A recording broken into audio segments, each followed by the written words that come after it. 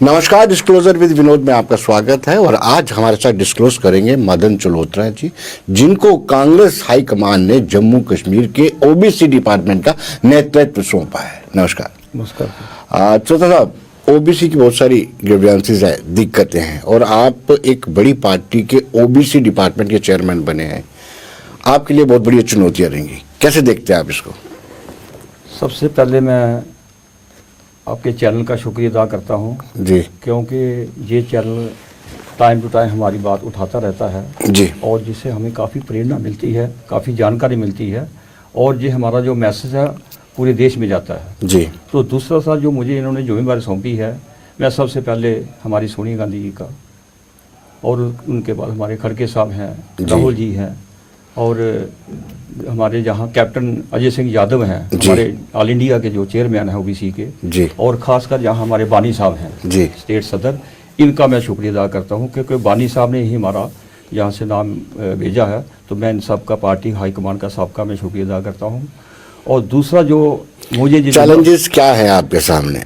Challenge ऐसा है कि अभी हमें चैलेंज थोड़ा हमें कुछ राहत मिल रही है, खासकर राहुल गांधी जी की वजह से, क्योंकि उन्होंने ओबीसी का जो मुद्दा उठाया है जी, इसमें हमारे समाज में पूरे देश में एक लहर चल पड़ी है। कोई पार्टी ऐसी आई है जो हमारी बात कर रही है, क्योंकि 47 से लेकर आज तक किसी ने बात नहीं की हमारी ओबीसी की। और हमें लग रहा है कि जो राहुल जी ने जो एक मिशन लिया है कि मैं ओबीसी को जितनी इसकी हिस्सेदारी है वो मैं दिलाकर रहूँगा। और अभी हमें उम्मीद बनी है कि कांग्रेस ही एक ऐसी पार्टी है जो हमें ओबीसी को हिस्सा दिला सकती है और ये पूरी ताकत से हमारी सपोर्ट कर रहे हैं। तो हम इनका, राहुल जी का और इनकी हाईकमान का सबका शुक्रिया अदा करते हैं कि इन्होंने हमें काफ़ी जगाया है इस इशू पर। हमारा समाज मतलब हर पूरे देश में ओबीसी जागा है, तो इनका मैं बहुत शुक्रिया अदा करता हूँ। बीपी सिंह ने 27% आरक्षण दिया था, बिल्कुल मंडल कमीशन की रिकमेंडेशन के मुताबिक। उन्होंने तो आपके हित की बात की थी, आपने कहा कि सिर्फ कांग्रेस ही हमारे हित की बात कर रही है, क्योंकि उस वक्त बीजेपी और जनता दल की कोलिशन सरकार थी जी। जब बीपी सिंह ने ये अपनी कैबिनेट में इनको बुलाया, पे मैंने अपने मैनिफेस्टो में रखा है कि मैं अगर हमारी सरकार बनेगी तो मैं ये मंडल कमीशन जो 27% ओबीसी की ये लागू करूंगा जी। पर जब जो सरकार बन गई, इनको बुलाया गया, अडवाणी साहब उस वक्त हमारे देश के प्रेसिडेंट थे बीजेपी के जी। तो अडवाणी ने बोला कि मैं इस इशू पर मैं आपसे बात नहीं करूंगा क्योंकि अगर आपने ओबीसी को 27% दे दिए तो हमारे बच्चे क्या करेंगे जी। बीपी सिंह जी ने कहा कि बच्चों की बात है, ये उनकी हिस्सेदारी की बात बनती है। हालांकि उनकी 1931 को से हमारी 52% पॉपुलेशन है, तो उन्होंने कहा हम तो इनको आधी दे रहे हैं, तो आप आधी भी नहीं देना चाहते, ऐसी बात नहीं है। मैंने इनसे वायदा किया है मैं इसको लागू करूँगा। तो बदकिस्मती हमारी ये है, उसने लागू कर दिया और इन्होंने क्या किया, जिसने लागू किया इन्होंने से सरकार गिरा दी बीजेपी ने जी। वो सरकार गिराई और पूरे देश में आग लगा दी। और हमें कहा, देखिए उस वक्त दो बातें आ गई। अगर बीजेपी कहती है हम मंडल कमीशन लागू करते हैं, बीपी सिंह ने ठीक काम किया है, तो सारा तबका ओबीसी का बीपी सिंह के साथ चला जाता जी। और अगर नहीं करते हैं ये बीपी सिंह ने गलत किया है तो ये सारा तबका हमारे से भाग जाएगा। तो इन्होंने डाइवर्ट करके हमारे ओबीसी के कुछ लोग जैसे कटियारिया साहब हैं, जो मतलब 3-4 अपनी लीडर थे ओबीसी के, इनको आगे किए आप ऐसा करो, आप मंडल को छोड़ो, मंदिर बनाते हैं पहले जो बाबरी मस्जिद उन्होंने मंदिर गिरा कर बनाया है उसको हम बनाएंगे। तो सारे का सारा मसला ख़राब हो गया, पूरे देश में आग लगेगी। और 2 साल आग लगी रही। 92 में जो सुप्रीम कोर्ट के 9 जज ने फैसला किए, जिसके वकील थे राम जेठमलानी जी, उन्होंने यही फैसला जीता 1992 में, पूरे देश में लागू हुआ। बदकिस्मती हमारी है यहाँ लागू नहीं हो सका। जम्मू कश्मीर में लागू नहीं हुआ, ओबीसी समुदाय कितना रिस्पॉन्सिबल है इसके लिए? ज़्यादा आप ये मानते हैं चलोत्रा साहब कि हम जो ओबीसी समुदाय है वो बटा हुआ है, विभाजित है? हाँ। ये यूनाइट क्यों नहीं होता है? इसलिए यूनाइट ही होता, ये खासकर में जो जनरल कैटेगरी के लोग हैं उनको ये पता है, ये 52% जिसने जाग गया, इनको हिस्सेदारी देनी पड़ेगी। अब जब इनको हिस्सेदारी देनी पड़ेगी तो राज पार्टी इनका हो जाएगा। इसलिए हमको बांटा गया है, बटा नहीं है। हम ईमानदार है, टेक्निकल है, मेहनत कश है और सरकार बनाने में हमारा जो उदाहरण, 2 बार मोदी जी को प्रधानमंत्री बनाया, ये ओबीसी नहीं बनाया। और इसने कहा मैं आपको करूँगा, मैं एक ओबीसी का बेटा हूँ, मैं पिछड़े वर्ग का मतलब आदमी हूँ, तो मैं ये मसला आपका हल करूँगा। कांग्रेस ने आपके साथ धोखा किया है। तो उस उम्मीद के साथ हमने 2 बार इनको प्रधानमंत्री बनाया। अफसोस की बात है जब ये कास्ट सेंसस की बारी आई, इन्होंने एफिडेविट सुप्रीम कोर्ट में दे दिया कि हम ओबीसी की कास्ट सेंसिंग नहीं होने देंगे, इससे जातवादी फैल जाएगी। तो बात हिस्से की कर रहे हैं, बरादरी की फैलने की क्या बात है जी। तो ये नहीं चाहते हैं। आज स्टेट में भी इनकी सरकार है, सेंटर में पर नहीं कर रही है जी। तो ये बदकिस्मती हमारी है कि हम ईमानदार से काम करते हैं, ईमानदार से वोट डालते हैं। जहाँ हमने मतलब काफ़ी 25 एमएलए बने हैं, उसमें सब तो ज़्यादा योगदान ओबीसी का है इसमें एमएलए बनाने में। चलोता साहब, आप पर यह आरोप लगता है कि आप पार्टियां बड़ी बदलते हैं, उसकी क्या वजह मानते हैं? उसकी जो है कि हम मरीज हैं, हमारा समाज एक मरीज है। जिस डॉक्टर के पास जाते हैं वो कहते हैं मैं आपका इलाज पक्का करके छोड़ूंगा, वो 1-2 साल के बाद पता चलता है हमारे साथ धोखा हो गया। हम उनको नमस्ते करते हैं, ठीक है जी, हम तो सीधे सारे लोग हैं, आपने धोखा किया। हम दूसरे डॉक्टर के पास जाते हैं, उसके साथ भी 2 साल बाद बात करते हैं, वो भी कहता है हम आपकी इलाज करेंगे, इलाज वो भी नहीं। बेसिकली ये हमारा इलाज करना नहीं चाहते हैं, इसलिए हम दर ठोकरे खाते रहते हैं। तो हम चाहते हैं शायद कोई ऐसा आदमी मिले कि जो हमारा भला करेगा। और हमें अब लग रहा है जो राहुल जी आए हैं, जो राहुल जी ने हमारा बेड़ा उठाया है, उससे हमारा थोड़ा लग रहा है भी हमें कुछ ना कुछ मिलेगा जी। डॉक्टर गांधी पर आपको भरोसा है? राहुल गांधी, हाँ बिल्कुल, इस डॉक्टर के पास गए हैं, इसके क्लिनिक में गए हैं, आपको उस पर भरोसा है? नहीं ये भी आपका भरोसा ना नहीं, नहीं, फिर कोई और अल्टीमेटली फिर आपको बीजेपी में ही जाना पड़े? देखिए ऐसा हो रहा है क्योंकि अभी जो कर्नाटका में इलेक्शन हुई वहाँ एक एग्जाम्पल इन्होंने पेश की है। अब प्रकाश को उन्होंने 10% रिजर्वेशन दे दी, वो सारे का सारा चला गया बीजेपी के साथ। कांग्रेस को सोचती है भी मतलब जो ओबीसी है जो यही तो साहब मेन मतलब वोटर बैंक है पूरे देश में, यही सरकार बढ़ाता है, यही कराता है। तो इन्होंने कहा भी इनको तो मिला कुछ नहीं, तो चलो हम पहल करते हैं। आज ओबीसी मतलब सारे का सारा मैक्सिमम जो ओबीसी है जो राहुल जी के साथ जुड़ रहा है। और खासकर जो इन्होंने भारत जोड़ो यात्रा की, उसमें से लोगों को काफ़ी लोगों से मिलने का वक्त मिला, हमारी बात भी लोगों से हुई। तो हमें लग रहा है भी ये हमारी कुछ ना कुछ बात करेगा। भारत जोड़ो यात्रा का मकसद क्या था? भारत टूटा हुआ है या नए सिरे से कैसा जोड़ना था उस भारत को? देखिए जब ये अन्ना हजारे ने जहाँ दिल्ली में फंक्शन किया ये सारी, उसमें ये कहा भी ये कांग्रेस ने इस देश को लूट लिया है और सारा पैसा इस देश का लूट कर बाहर बैंकों में जमा करा दिया।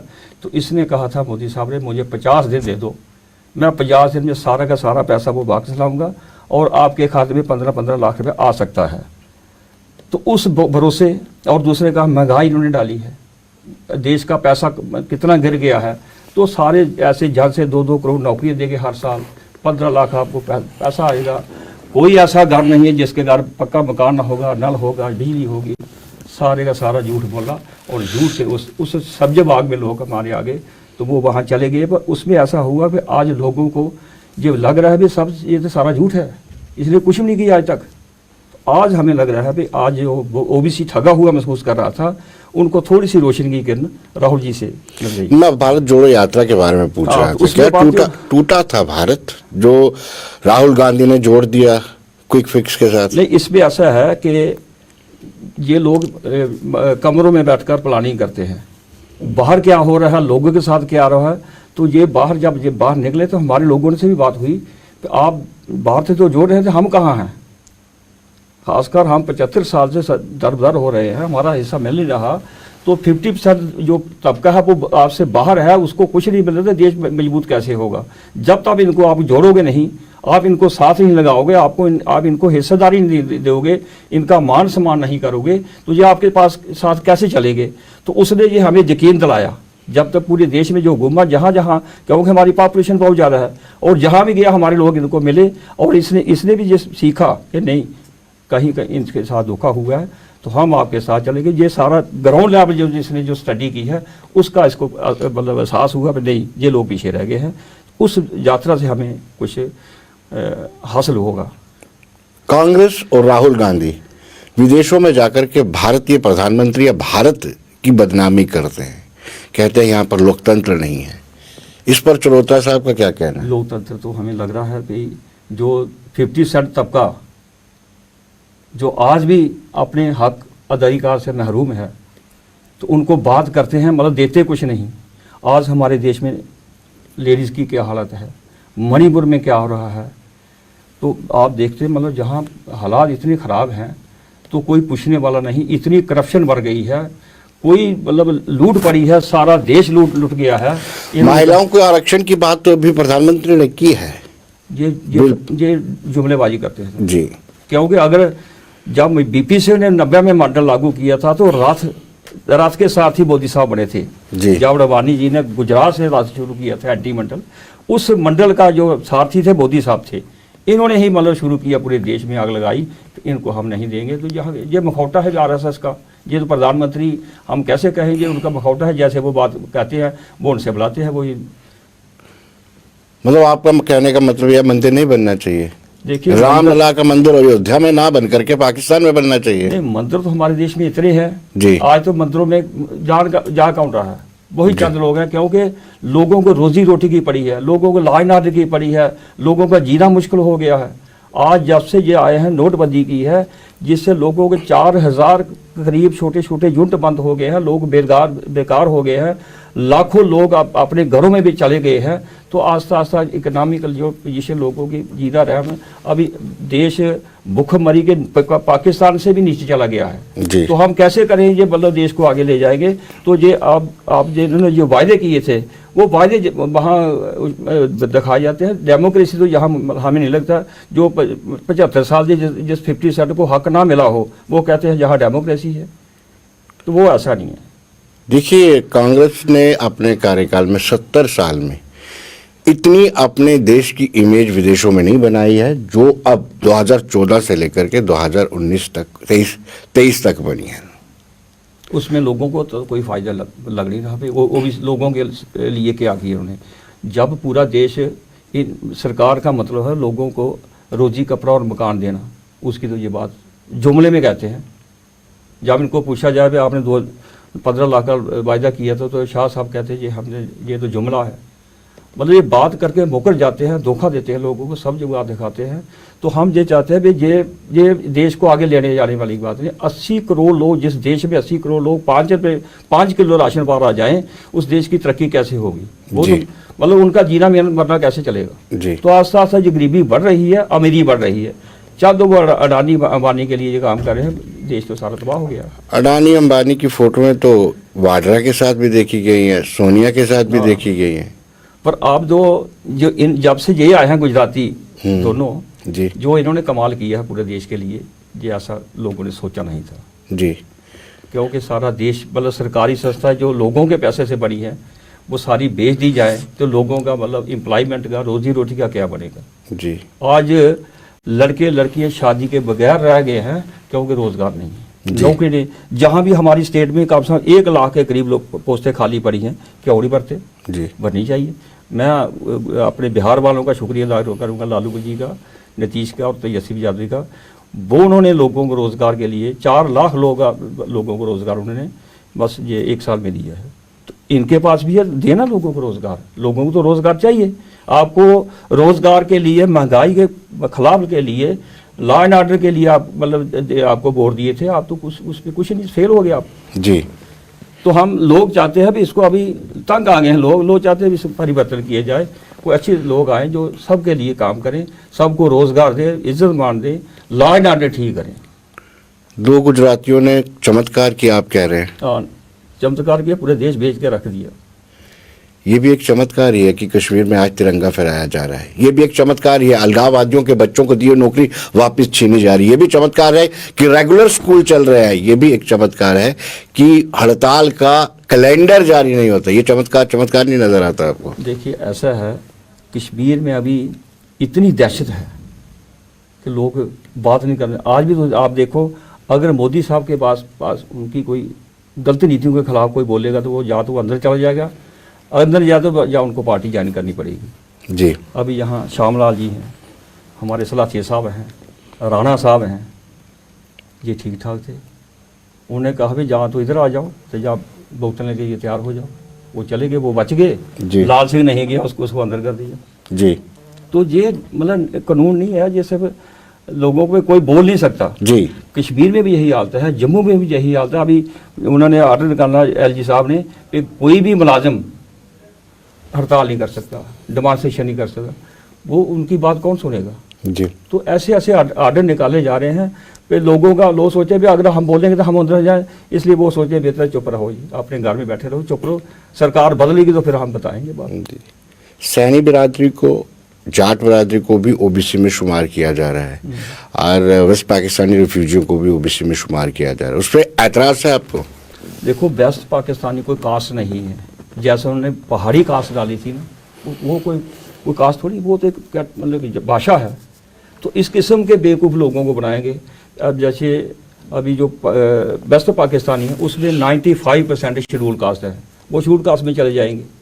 जो अब जनरल कास्ट के रह गए वो इसमें डालेंगे जी। फिर उनको आप स्पेशल स्टेटस दो ना, उनके लिए कुछ करो। वो बेचारे वो तो दरबदर हुए हैं ना, उनके लिए स्पेशल बनाओ ना। आपके पास तो बहुत सारी स्कीमें हैं, पर वो नहीं करेंगे। उनकी दरबदरी के लिए कांग्रेस जिम्मेवार नहीं है। नहीं, ये तो सारा ऊपर का गेम थी ना। नहीं तो साहब, इसका जवाब तो आपको देना पड़ेगा। वेस्ट पाकिस्तानी रिफ्यूजी दरबदर हुए, सारे आप देखिए लखनपुर से बाहर जो बसता है, हम लाल कृष्ण अडवाणी की बात करते हैं, डॉक्टर मनमोहन सिंह की बात करते हैं, इंदर कुमार गुजराल की बात, ये वेस्ट पाकिस्तानी रिफ्यूजी और ये प्रधानमंत्री बने हैं, उप प्रधानमंत्री बने हैं। और हमारे वेस्ट पाकिस्तानी रिफ्यूजी जो जम्मू में आकर के बसे थे, उनको वोटिंग राइट तक नहीं था। कौन जिम्मेदार था? कांग्रेस। नहीं, जिम्मेदार तो यही खराजा उन्होंने भुगता ना फिर जी। आज पावर से बाहर है, तो यही तो मतलब उन्होंने सोचा आपने नहीं किया तो हम आपको नहीं वोट देंगे जी। तो आज वो जो उनसे वायदे, इनके भी साथ जो वायदे किए थे, अभी बजाय कुछ देने के हम वो ओबीसी में डाले हैं उनको। ये कहाँ का मतलब कानून है? देख पर स्टेट सब्जेक्ट तो मिला ना उनको, डोमिसाइल तो मिला ना, वोटिंग राइट मिला ना। आज उनके लोग खड़े होंगे, जब इलेक्शन होंगी तो उनमें उनके नुमाइंदे खड़े होंगे। पहले आप अपने 70 सालों में ऐसा नहीं कर पाए।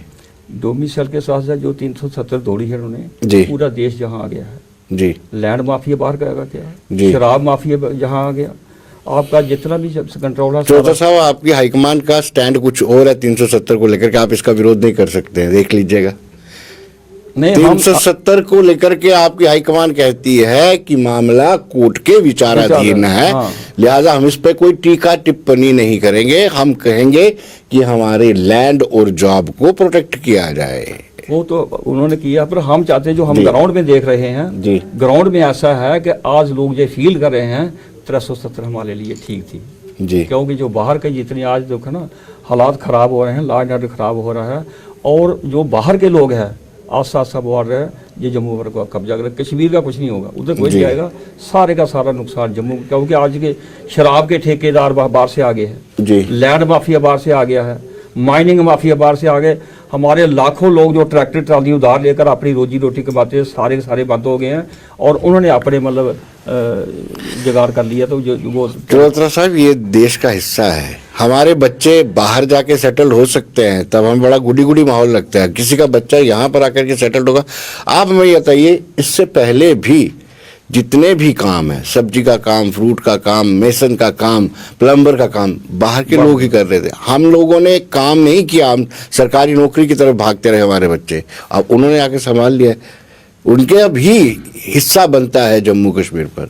नहीं, हिस्सा तो बनता है, ये अच्छी बात है, उनको हम नहीं चाहते उनको नहीं मिलना चाहिए, पर यहाँ का ऐसा था माहौल कि जहाँ लोगों को अपनी रोजी रोटी है, क्योंकि जहाँ लैंड तकसीम हुई है बाकी देश में नहीं। अगर बाकी यही सिस्टम बाकी हो जाए तो हमारा देश आज गरीबी से बाहर निकल सकता है जी। Land to the tiller Sheikh Sahab ने किया था जी, तो उसकी वजह से हमारे लोग तो मतलब यहाँ लेबर नहीं मिलती, लेबर सबसे बाहर आ रही, क्योंकि यहाँ लोगों को रोजी रोटी अपना रहन सहन के लिए अपना जुगाड़ है जी। तो उसकी मतलब ऐसी नहीं है भी जहाँ ज़्यादा गरीबी है हमारे समाज में, सिर्फ वो लोग हैं जो बेचारे दरदार हैं, वो यहाँ कर बुजुर्ग करते हैं। अब वो यहाँ पक्के हो जाएंगे। मैं कहता हूँ ऐसा नहीं, पर जहाँ की राजनीति पर कब्जा भी वो कर सकते हैं, ऐसा हाल बन जाएगा। डेफिनेटली ऐसा होगा, उनको राइट है, उनका हिस्सा है, ये देश का हिस्सा है जम्मू कश्मीर। अब जम्मू कश्मीर में अलग संविधान नहीं है, जम्मू कश्मीर का अलग फ्लैग नहीं है। नहीं, जैसे आप हिमाचल में चले जाइए, वहाँ भी रूल है, वहाँ भी आप मतलब 15 साल या 20 साल के बाद आप वहाँ के बन सकते हैं हिस्सेदार। तो 70 सालों में कांग्रेस ने ऐसा कभी नहीं सोचा कि बीच का कोई रास्ता निकाला जाए, 370 को हटा करके 371 लगाया जाए। लगा देते तो कम से कम आपकी भी इच्छा पूरी हो जाती। ये उन्होंने महसूस किया, उनसे गलती हुई है जी। अगर उस वक्त निकाला होता तो आज ये हालात ना बनते, पर आज उन्होंने सोचा भी नहीं, इसको हम सुधारेंगे जी। तो लगता है भाई इसमें भी सुधार होगा कुछ। जी, आपने वाल्मीकि समाज के साथ भी ऐसा ही किया, वाल्मीकि समाज को बुलाया, यहाँ से बिठाया, उनको कहा कि सारे सारे राइट्स आपको दिए जाएंगे, अपने टेन्योर में आप नहीं कर पाए, कांग्रेस नहीं कर पाई। ये भी उनकी, ये भी आज मैंने कहा जो उनसे गलतियां हुई हैं उसकी वजह से आज वो बाहर बैठे हुए हैं जी। अगर ये गलतियां सुधारेंगे तो लोग इनको अब उन्होंने सुधार देना, बीजेपी वालों ने आपको मौका ही कहाँ दिया उन्होंने। देखिए सिर्फ सरदारों की बातों में देंगे कुछ नहीं जी। आज हमारा, मैं कहता हूँ अगर हमारे 1990 में जब मंडल किशन लागू हुआ होता तो जहाँ सारे का सारा सिस्टम चेंज होता, हमारा भी समाज आगे कहीं राजपाट में हिस्सेदारी होती, वो बिल्कुल जीरो हो गया। खासकर ओबीसी तो बिल्कुल जीरो है ना, ओबीसी के लिए कुछ नहीं है, SC ST के लिए मतलब उनके लिए पंचायत से लेकर पार्लियामेंट तक रिजर्वेशन है, हमारे लिए कुछ। तो आप इसका वेलकम करते हैं जो अर्बन लोकल बॉडीज में ओबीसी को रिजर्वेशन देने का प्रस्ताव बनाया गया है? हाँ। इसका वेलकम करते हैं और खासकर ये सुप्रीम कोर्ट का हम वेलकम करते हैं, क्योंकि एक पूरे जो इंडिया अलायंस बना है उनका एक प्रेशर बना है, प्रेशर की वजह से सुप्रीम कोर्ट में गए हैं और ये सुप्रीम कोर्ट का ऑर्डर है, ये सुप्रीम कोर्ट की वजह से। पर हमें एक लड़ाई और लड़नी पड़ेगी जहां इंप्लीमेंट कराने के लिए ओबीसी को हमें लड़ाई लड़नी पड़ेगी। ओबीसी को कैसे यूनाइट किया जा सकता है? नहीं लगे हम लगे हैं, मैं बोलो आप देखो 2-4 महीने के अंदर हम एक बहुत बड़ा सम्मेलन कर रहे हैं ओबीसी का, और आज लोग ओबीसी समझ कर रहा है, महसूस कर रहा है कि हमें इकट्ठा होना पड़ेगा, और जब तक हम इकट्ठे नहीं होंगे, बाहर नहीं निकलेंगे, आप हक की लड़ाई नहीं लड़ेंगे, तब हमें कुछ नहीं मिलेगा। कांग्रेस में बैठ कर के कांग्रेस के बैनर तले आप ओबीसी समुदाय को यूनाइट कर सकते हैं? बिल्कुल कर सकते हैं।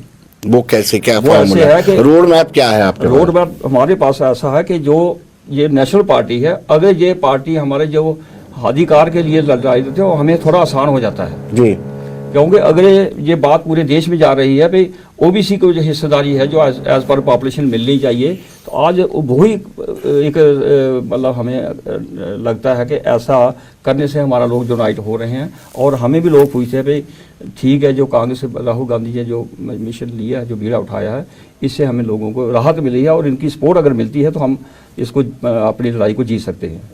आपने कभी असेस किया है कि जम्मू कश्मीर में कितनी विधानसभा क्षेत्र ऐसे हैं जिसमें डिसाइडिंग फैक्टर ओबीसी है?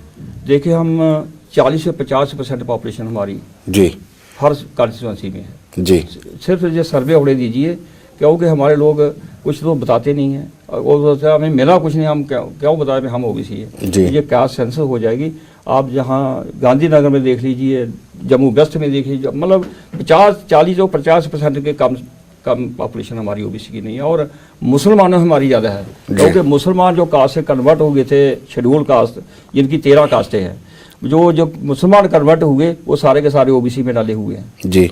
तो ओबीसी में मुसलमानों की पॉपुलेशन बहुत ज़्यादा है, और मैं कहता हूँ 70% के करीब मुसलमानों में ओबीसी है जी। और वो भी आज जाग रहा है कि हमें भी ऐसा चाहिए। इसको वोट में कैसे डाइवर्ट किया जा सकता है? वोट यही है, जैसे हमारा जो 27% का मसला है, तो मैं तो कांग्रेस को ये बोलूँगा कि आप हमारी लड़ाई लड़िए, 27% की आवाज़ उठाइए, हमारे लिए कुछ ना कुछ कीजिए, तो लोग आपके साथ चलने के लिए तैयार है, और लोग जाग रहे हैं, और लगता है भी कुछ ना कुछ मिलेगा जी।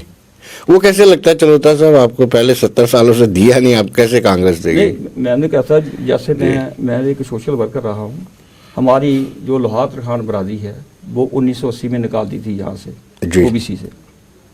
जब जनता दल की गवर्नमेंट आई तो यहाँ हमारे मिनिस्टर आए थे शरद यादव जी, शरद यादव जी, ठीक। तो मैं उनसे मिला कर मैंने कहा जी आपने जो कमीशन बैठाया, क्योंकि मंडल किशन उन्होंने लागू किया था, तो बैकवर्ड क्लासेस कमीशन बैठाया, इंक्लूजन ऑफ कास्ट। तो मैंने कहा तो वहाँ तो हमारा मेंबर कोई नहीं, हमारी कास्ट कैसे इंक्लूड होगी? तो उन्हें बड़गोत्रा साहब को बोला भी इनको काम में लगाओ। तो बड़गोत्रा साहब ने मुझे कहा, धनराज बड़गोत्रा जी, तो उन्होंने मुझे कहा भी आप डेलीगेट बनाओ, पार्टी में जोड़ो, काम करो। मैंने 500 डेलीगेट बनाकर मैं दिल्ली उन्होंने भेजा। मैंने हमारे जहाँ DC रिटायर है केशव प्रकाश जी, उनको मैंने जहाँ बैकवर्ड क्लास में पहले आदमी थे जो जिन्होंने हमने उनको बैकवर्ड क्लास कमीशन में मेंबर बनाया, और उन्होंने हमारी 97 जो हमारी कास्ट है वो ओबीसी में इंक्लूड हुई। दूसरा, मैंने यहाँ अरबाजी बोर्ड नहीं था, मदन लाल शर्मा जी यहाँ आए, वो कहना जी मैं इलेक्शन लड़नी है पार्लियामेंट, मुझे मदद करो। मैंने कहा हम आपकी मदद नहीं करेंगे। बोलेंगे क्यों? मैंने कहा आपने शेड्यूल कास्ट एडवाइजरी बोर्ड बना है, शेड्यूल ट्राइब एडवाइजरी बोर्ड बना है, किसान एडवाइजरी बोर्ड बना है, हमारा बोर्ड नहीं बन सकता। वो कहने आप मुझे जताओ, मैं पहला आदमी हूँ जो आपका एडवाइजरी बोर्ड बनाऊंगा। और वो खैर हमने जो दौड़ धूप की वो जीत गए। जीतने के बाद ये एडवाइजरी बोर्ड कांग्रेस ने बनाया हमारा। मिनिस्टर ये अपने हमारे मास्टर कुलदीप वर्मा जी बने थे जी। तो जो पहले मिनिस्टर हमारे ओबीसी से, पहला कमीशन बना ओबीसी, और पहले एमओएस बने ओबीसी एडवाइजरी बोर्ड के, जो मदन लाल शर्मा जी जब कांग्रेस की गवर्नमेंट थी तब बना जी। ये मतलब ऐसी बात नहीं है, इन्होंने हमारे लिए काम किया है। कास्ट एंड गुड इनके वक्त हुई है और भी कास्ट एंड गुड हुई। एडवाइजरी बोर्ड हमारा बड़ा, आज हमारे रिशपाल वर्मा बने थे वो कास्ट एंड गुड होने की वजह से बने थे जी। तो आखिरी सवाल त्रिलोत्रा साहब आपसे ये जानना चाहूंगा कि कांग्रेस की इमेज कहीं ना कहीं उस वक्त खराब हो जाती है जब ये एयर स्ट्राइक, सर्जिकल स्ट्राइक के सबूत मांगते हैं, जब ये विदेशों में जाकर के अपने देश के खिलाफ बोलते हैं, तो ऐसे में आप पर भी इसका इम्पैक्ट पड़ता है। देखिए सर, ऐसा है कि जब ये 40 जवान हमारे शहीद हो गए, उनकी आज तक इंक्वायरी नहीं हो सकी जी। हम इनकी वजह जानना चाहते हैं कि इंक्वायरी क्यों नहीं हो सकी। आज उनकी जो महिलाएं विधवा हुई है, एक पैसा नहीं उनको मिला। तो जो सर्जिकल स्ट्राइक हुई थी हमने भी देखा था, ऐसे एक फ़ोटो आया था, कोई 100 के करीब आदमी लेटा हुआ है, तो कहते हैं हमने ये मारा हुआ है इनको। तो ये आपको सारा पता है इन्होंने क्या किया। वही जो 40 नौजवान शहीद, उनकी वजह से मोदी साहब दोबारा प्राइम मिनिस्टर बने। अगर वो ना मरते तो ये शायद प्राइम मिनिस्टर ना बनते। देश के जवानों के पराक्रम पर आप संदेह, डाउट करते हैं? नहीं, डाउट नहीं है उन पर जी। वो तो कुर्बानी देश के, आज हम वहाँ जहाँ बैठे थे उनकी वजह से बैठे हैं जी। तो जो इन्होंने काम गेम की वो नुकसान हुआ। अगर उनको बाई एयर लिफ्ट करते थे ये हमारे 40 जवान शहीद ना होते। यानी जो सत्यपाल मलिक कहते हैं, त्रिलोत्रा साहब भी वही कहते हैं। नहीं खैर, वो तो बड़े बड़े लीडर हैं जी, वो तो उनका बहुत बड़ा स्टेटस है, हम तो कुछ नहीं है। हम तो आप भी स्टेट के हेड हो इस वक्त ओबीसी डिपार्टमेंट कांग्रेस के, आप भी काम लीडर, छोटे लीडर। जो हमें जहाँ तक हमारी जिम्मेवारी है तो हम भी सच बोलेंगे। हम मोदी जैसे हम झूठ नहीं बोलेंगे। जैसे इनके सबके पास झूठ का फलंदा है, सब झूठ बोलते हैं, जो वो कहते वो करते नहीं। तो हम कहते हैं, हमने कांग्रेस को भी बोला कि आप करोगे तो आप चलोगे आगे, अगर मोदी जैसा झूठ बोलोगे तो फिर मुश्किल है जी। तो हम चाहते हैं, हम उम्मीद है। चलो त्रिलोत्रा साहब, बहुत बहुत शुक्रिया आपका, बड़ा अच्छा लगा आपसे बातचीत करके। शुक्रिया। तो दर्शकों, बने रहिए देश दुनिया की खबरों के लिए और मुझे दीजिए इजाजत। नमस्कार।